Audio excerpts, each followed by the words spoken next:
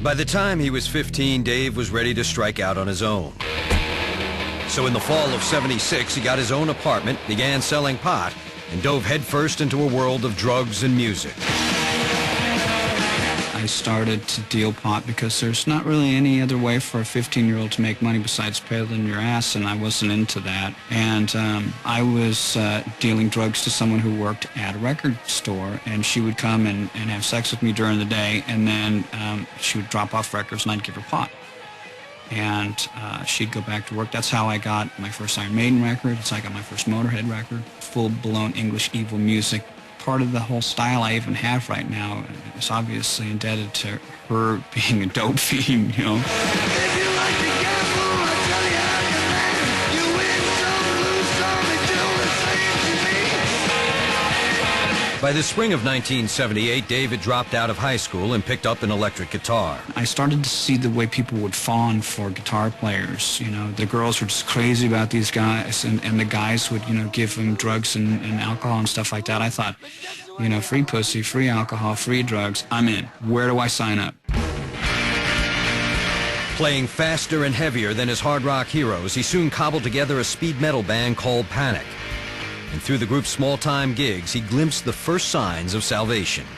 I liked the power that it gave me. I was very power drunk from it, you know, and people knew my name and they wanted to hang around with me, and the quality of the girls were going up very rapidly, and I thought, this is great.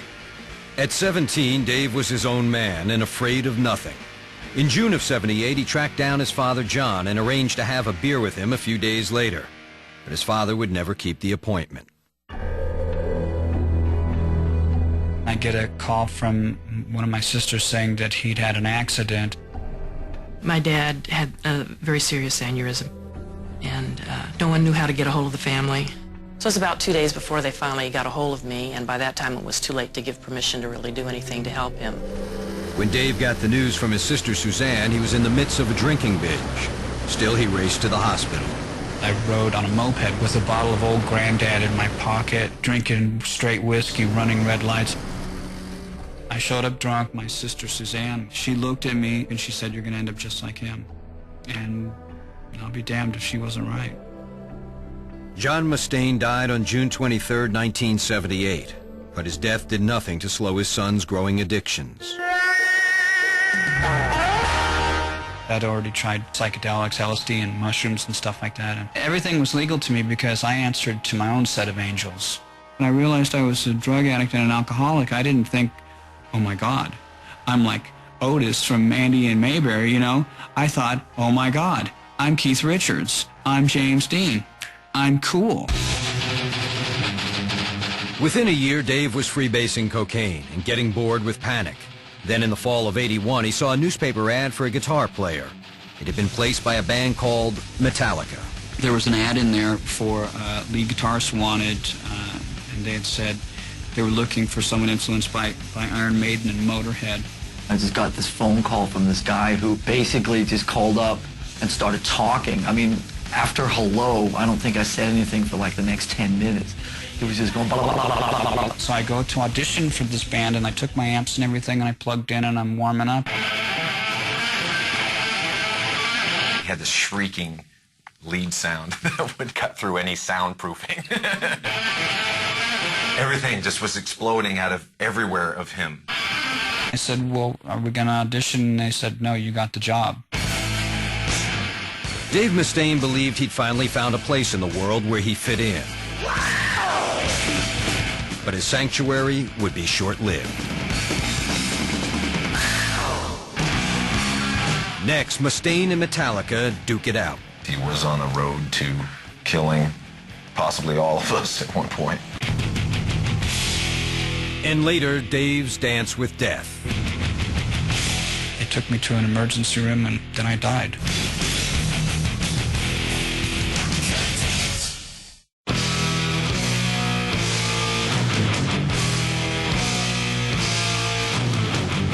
In the fall of '81, future Megadeth frontman Dave Mustaine finally found an artful outlet for his aggression with Metallica.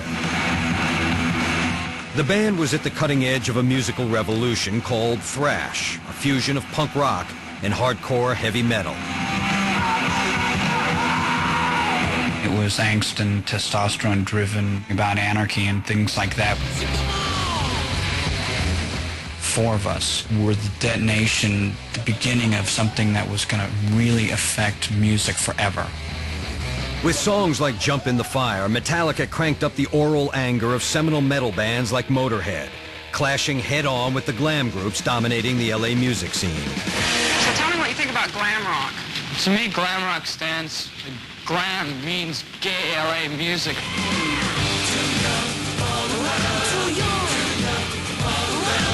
We had grown up in LA and saw all of the BS rock star podium, you know, big wig hairdo stuff, and we were so against any of that. When you play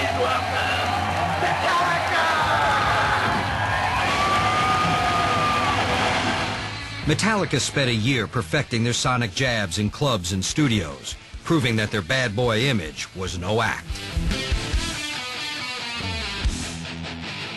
When I would go to rehearsal, I would leave the dogs there to watch the drugs. And one day I took one of the dogs with me, and she put her paws up on Ron McGovney's car and scratched the front panel. The pit bull started jumping on my car, scratching it all up. And I hear James yelling at Dave saying, "Hey, get your frickin' dogs off of Ron's car." And James kicked the dog. Now, everyone thinks I kicked James' dog, and it wasn't that way. James kicked my dog, and that's where we went, "Don't do this, oh, don't do this, or you're going to get fired." And I hear James yelling at Dave, and all of a sudden Dave just came unglued. "Don't you say this kind of crap about my dogs." And their nose knows. "Shut up or I'm going to hit you." And then the bass player goes, "You hit him, you're going to have to hit me first." And then James goes, "You hit him, you're going to have to hit me first." And I said, "You win, James," and I belted him in the mouth. Knocked him across the room. He wasn't even expecting it. And the bass player jumped me, and I flipped him. He threw me against the wall like a big judo throw. And we just got up and said, "Get out of here, you're out of the band, you know? All right, F you, blah, blah, blah." And he goes in, packs up all his stuff, leaves, comes back the next day. "Can I be back in the band?" We go, "All right, okay, you're back in the band." Dave was pretty much a Jekyll and Hyde. That started perpetuating the Dave's an asshole rumor, because as far as anybody knew, I was just a badass on guitar that liked to fight and drink.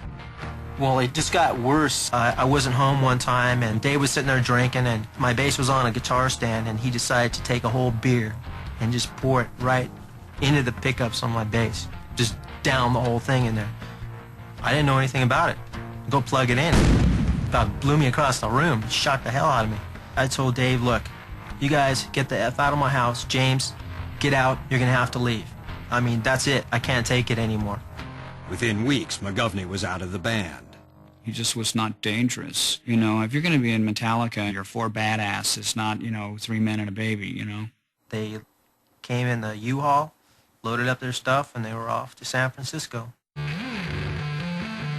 Metallica moved their angry act